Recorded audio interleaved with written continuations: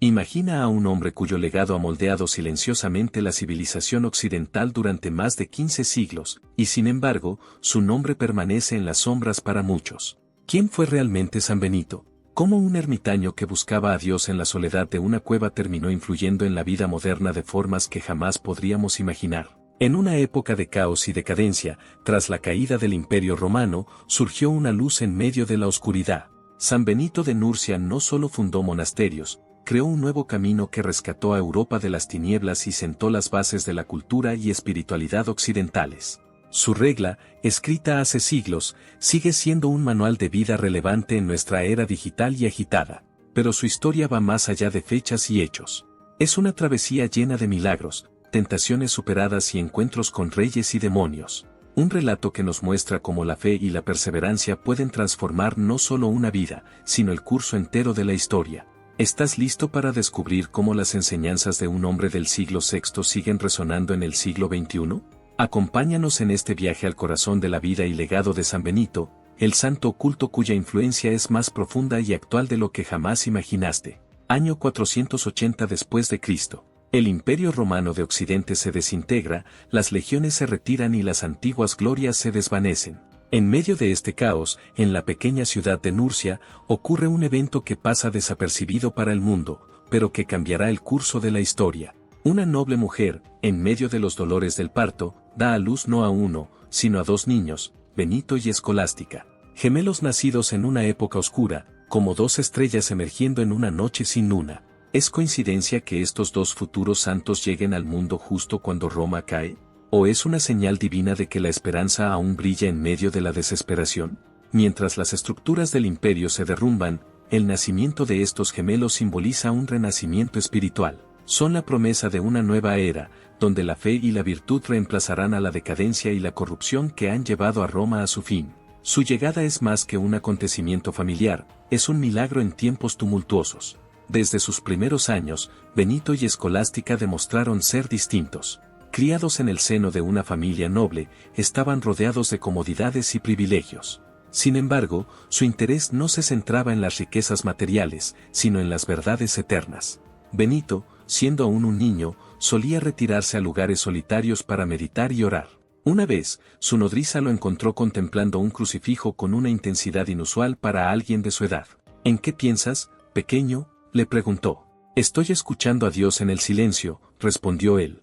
Escolástica compartía esta profundidad espiritual. Juntos, los gemelos desarrollaron un vínculo especial, una conexión que iba más allá de lo común. Comunicándose a través de miradas y gestos, parecían entenderse sin necesidad de palabras. Sus juegos infantiles a menudo imitaban rituales sagrados, como si estuvieran preparándose para una misión superior. Sus padres notaron estas inclinaciones y les proporcionaron una educación excepcional, enfocada no solo en las artes y las ciencias, sino también en la moral y la fe. Los maestros quedaron asombrados por su sed de conocimiento y su madurez inusual. Todo indicaba que estos niños estaban destinados a grandes cosas. Al llegar a la adolescencia, Benito fue enviado a Roma para completar su educación. La ciudad, aunque desgastada por la caída del imperio, seguía siendo un centro de aprendizaje y cultura.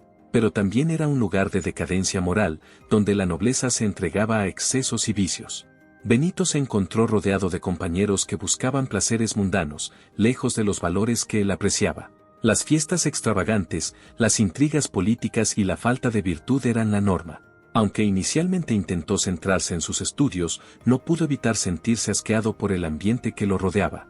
Una noche, después de presenciar una escena particularmente degradante, Benito se retiró a su habitación profundamente perturbado. Se dio cuenta de que Roma, en su estado actual, no podía ofrecerle la verdad y la pureza que anhelaba. Sentía que su alma estaba en peligro de sucumbir a las mismas tentaciones que corrompían a quienes lo rodeaban. Fue entonces cuando tomó una decisión radical. Decidió abandonar Roma y renunciar a su herencia material. Buscaba algo más que conocimiento académico, buscaba una conexión auténtica con lo divino. Sin avisar a muchos, partió en silencio, emprendiendo un camino hacia lo desconocido pero guiado por una fe inquebrantable. Este fue el punto de inflexión en la vida de Benito. Dejó atrás la promesa de una vida cómoda y prestigiosa para seguir un llamado más alto. Una elección que no solo transformaría su propia existencia, sino que también tendría un impacto duradero en la espiritualidad y cultura occidentales. Tras abandonar Roma y su decadencia moral, Benito anhelaba un lugar donde pudiera encontrar a Dios en el silencio absoluto. Fue así como llegó a las montañas escarpadas de Subiaco, donde descubrió una cueva oculta entre las rocas, casi inaccesible para el mundo exterior. Aquí, en esta soledad intencional, inició una vida de ermitaño dedicada a la oración y la contemplación. La vida en la cueva de Subiaco fue una prueba tanto física como espiritual. Sin comodidades ni compañía humana, Benito enfrentó el frío intenso de las noches montañosas y el calor abrasador del día. Su sustento era mínimo, alimentándose de hierbas silvestres y agua de los arroyos. Pero fue en esta austeridad donde su relación con Dios se profundizó. Cada amanecer y atardecer era un lienzo en el que veía reflejada la grandeza divina. El silencio de la montaña se convirtió en su maestro, enseñándole verdades que ningún libro de Roma podría haberle revelado. Durante este tiempo, Benito experimentó una transformación interior. La ausencia de distracciones mundanas le permitió enfocarse en su vida espiritual, fortaleciendo su fe y disciplina. Sin embargo, no estaba completamente aislado. Un monje llamado Romano, conmovido por su dedicación, le llevaba pan y lo ayudaba en secreto, sosteniendo no solo su cuerpo, sino también su espíritu. La soledad, aunque enriquecedora, también trajo consigo intensas batallas internas. Benito enfrentó tentaciones que pusieron a prueba su determinación y fe. Una de las más notables fue una poderosa tentación carnal.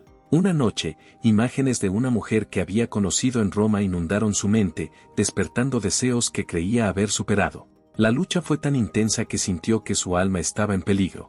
En un acto desesperado por vencer esta tentación, Benito se arrojó sobre un arbusto de espinos cercano. Las espinas rasgaron su piel, provocando un dolor agudo que desvió su mente del deseo carnal. Este acto extremo no fue una muestra de autodesprecio, sino una expresión de su compromiso absoluto con la pureza y la santidad.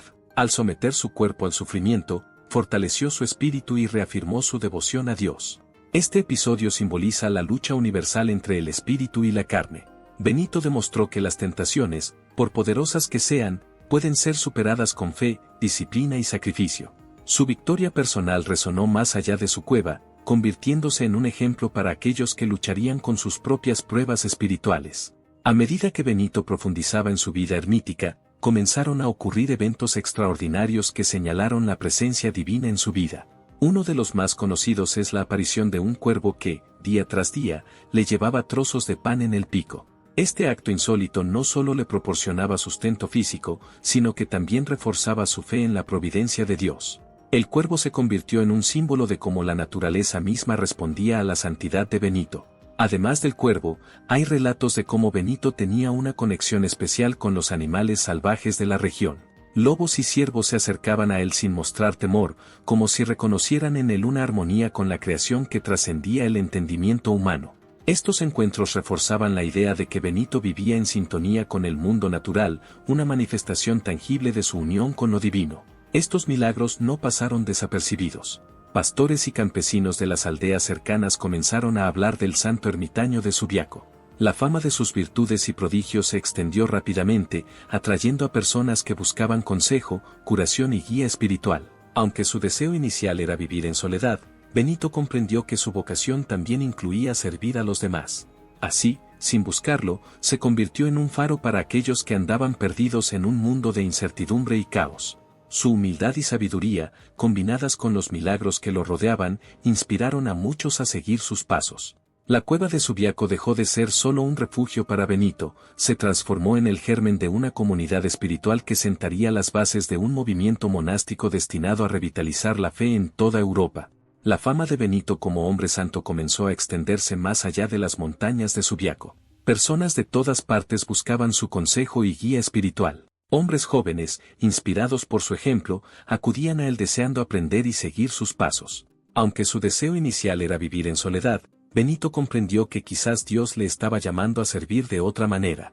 Al principio, Benito se mostró reticente. La idea de liderar una comunidad no le entusiasmaba, temía que la responsabilidad pudiera distraerlo de su búsqueda espiritual. Sin embargo, al ver la sinceridad y el fervor de aquellos que lo buscaban, aceptó convertirse en su guía. Así, fundó su primer monasterio en Subiaco, estableciendo una comunidad dedicada a la oración, el trabajo y la vida en común.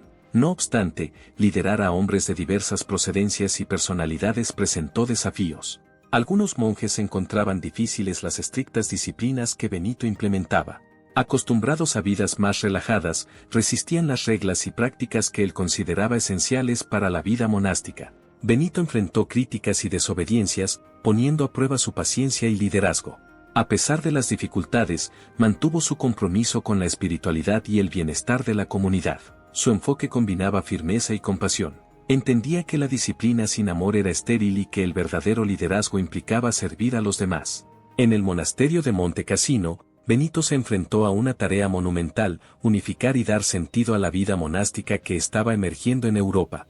Comprendió que para mantener la cohesión y el propósito de sus comunidades, era necesario establecer una guía clara y práctica.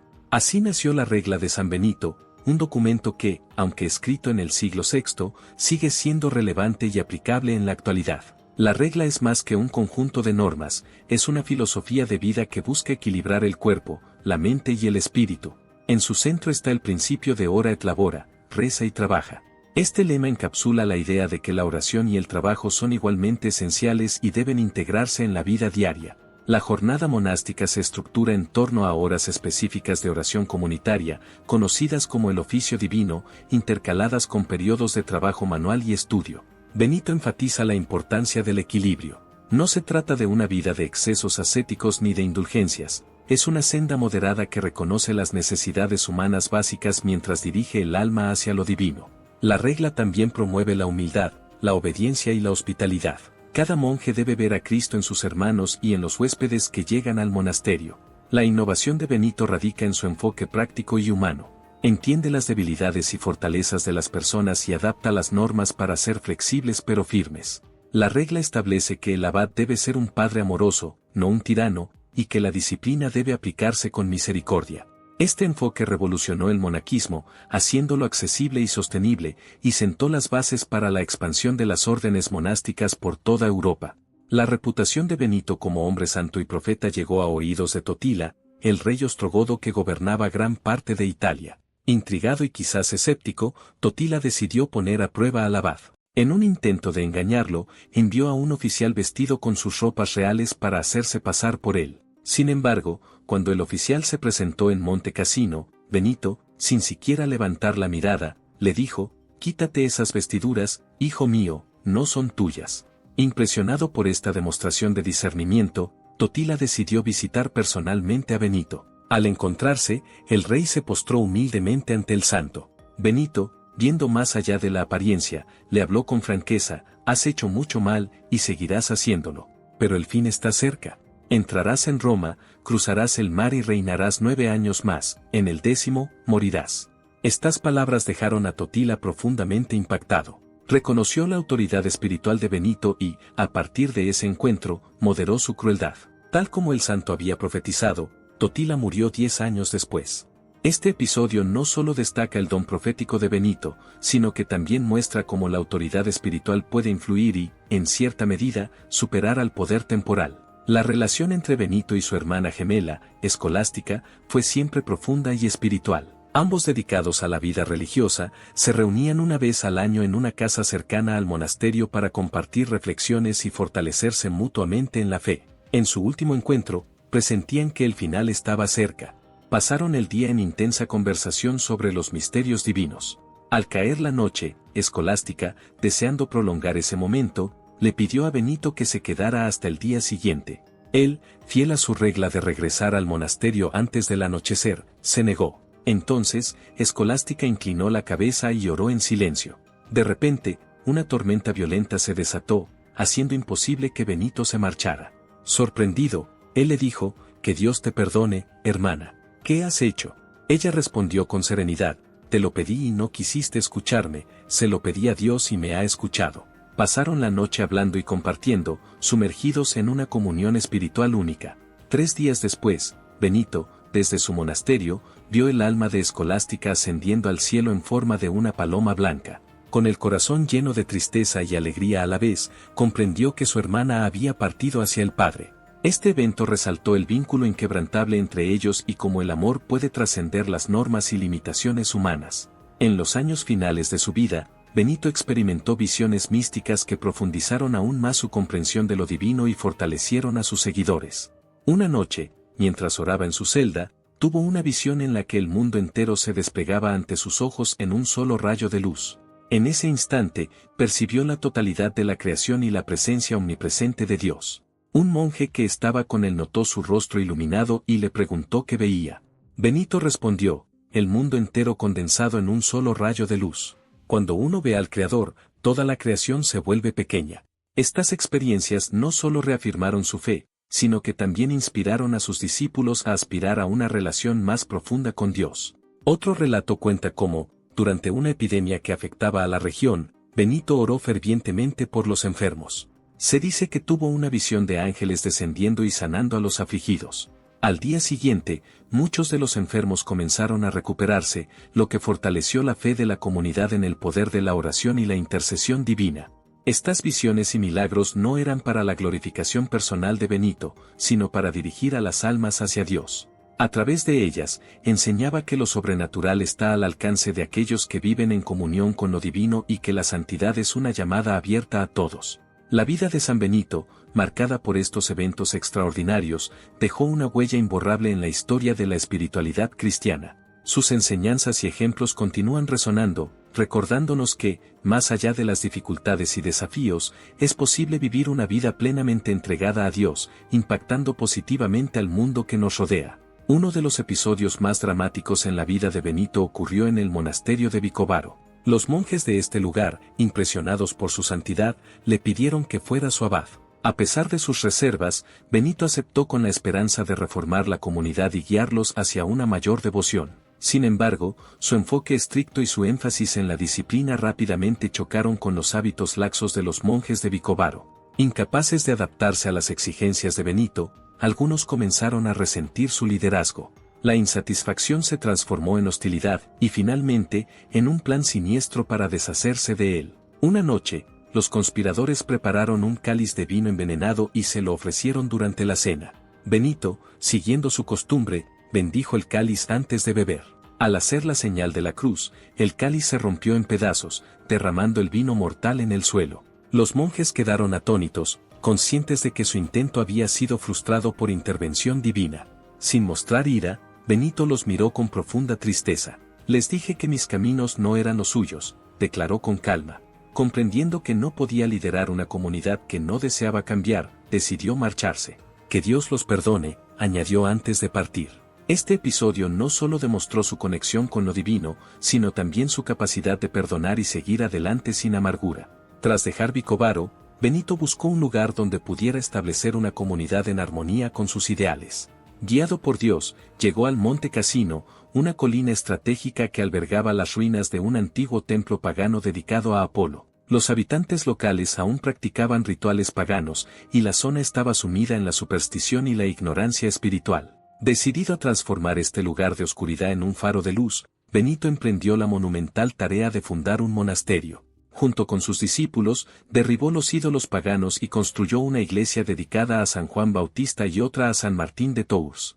Este acto simbolizaba no solo la destrucción de las antiguas creencias, sino también el renacimiento de la fe cristiana en la región. Monte Cassino se convirtió en más que un monasterio, era un centro espiritual, intelectual y cultural. Bajo la guía de Benito, los monjes vivían según una regla que equilibraba la oración, el trabajo y el estudio. Se dedicaban a copiar manuscritos, preservar el conocimiento y educar a los pueblos cercanos.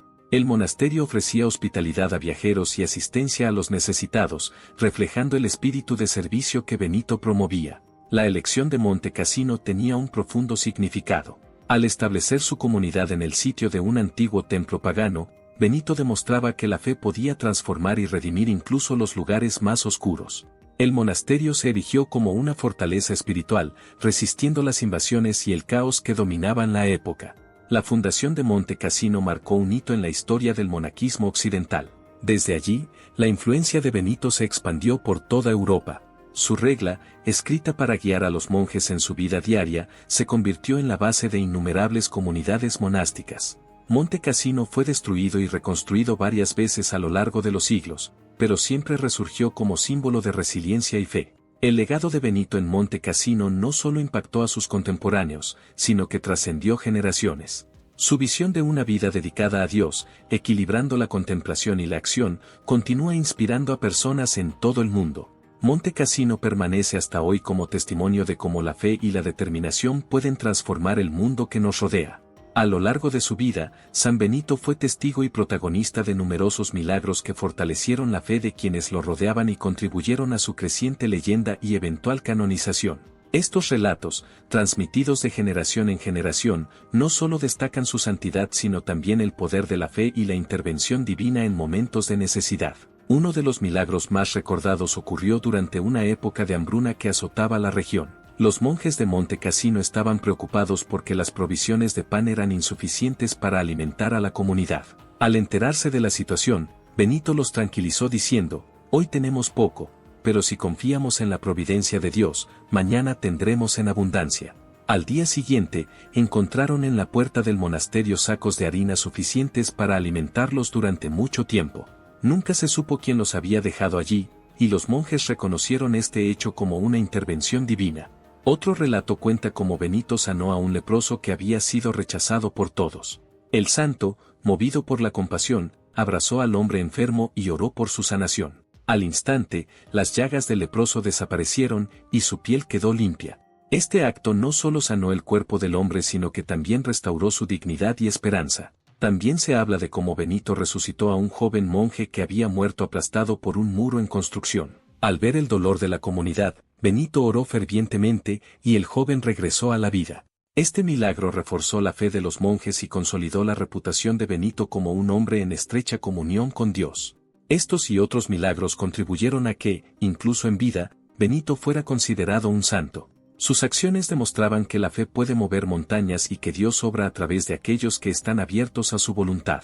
Estos relatos trascendieron el tiempo, inspirando a generaciones y fortaleciendo la devoción hacia él. La medalla de San Benito es uno de los sacramentales más reconocidos y venerados en la tradición católica. Este pequeño objeto de devoción es mucho más que un simple amuleto, es un símbolo de fe y una herramienta espiritual que ha sido utilizada durante siglos como protección contra el mal. El origen de la medalla se remonta a tiempos antiguos, aunque su diseño actual fue aprobado por la Iglesia en el siglo XVII. En una cara, muestra la imagen de San Benito sosteniendo en su mano derecha una cruz y en la izquierda el libro de la regla. A su alrededor, se encuentran las palabras Ejus in obitu nostro praesentiamuniamur, que significa que su presencia nos proteja en la hora de nuestra muerte. En el reverso, se encuentra una cruz rodeada de letras que representan una poderosa oración de exorcismo y protección.